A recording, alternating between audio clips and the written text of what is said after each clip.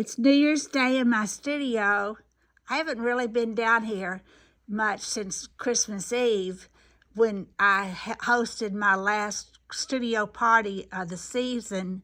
But I needed to get down here today to begin telling you about my New Year's resolutions.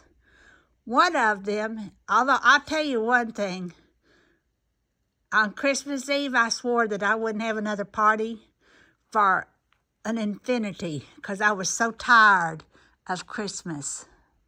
But guess what? Today I announced that I'm planning another party, and that party is January 25th, the day that I will join all the other literary people, the literature aficionados who celebrate Robert Burns' birthday in a Burns Day celebration.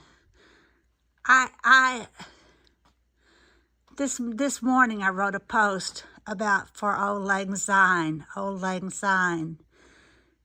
It means, it's a Scottish term coined by Robert Burns, who wrote the poem which became a song for Auld Lang Syne. It loosely translates to "for old time's sake." Well, today I said that I'm remembering my past, my glorious, glorious dream come true present, and I'm looking towards the future. But looking past, to me, is part of helping me grow toward the future. I loved my mother dearly. She was probably the greatest light in my life. She died a couple of years ago, right around Christmas. And some time ago, this is the only real thing I have that was my mother's for a long time. She got it sometime during high school, I guess. But it's selected poems from Robert Burns. Now, I actually, just like most of my life is sort of a miracle. I'm going to take it over here to this table so we can see it better. But let me just show you another part of I am a writer. I write picture books. I write memoir. I write other things. And I mostly write in my blog, which I do. But let me see. This actually came, so I don't know whether she didn't return it or what. But it came from Dunklin County Library, or maybe she bought it I don't know where she got it. But, that is a town in Kennett, Missouri, which is about 20 miles away from my hometown, her hometown. And the copyright of this book is 1901. My mother, that predates my mother's birthday. I think my mother was born in 1926. But in December, I have a lot of December birthdays.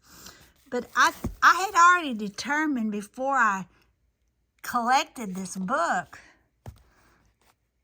that I would start celebrating Robert Burns' birthday.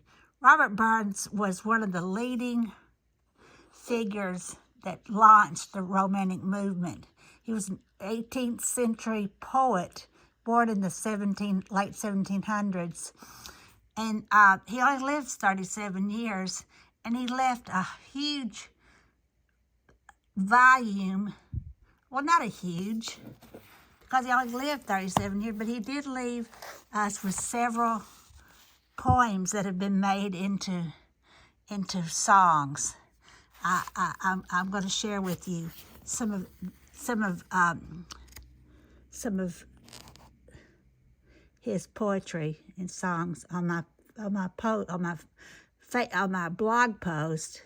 But he was born on January 25th, which was a Monday, in 1759. And right now I plan for us to have our Robert Burns Festival party on January 25th, which is a Sunday.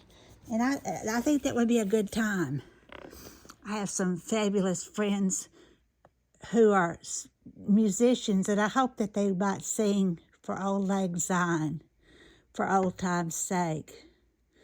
But actually, I know, because I have researched a lot about Robert Burns and a lot about his music and his songs.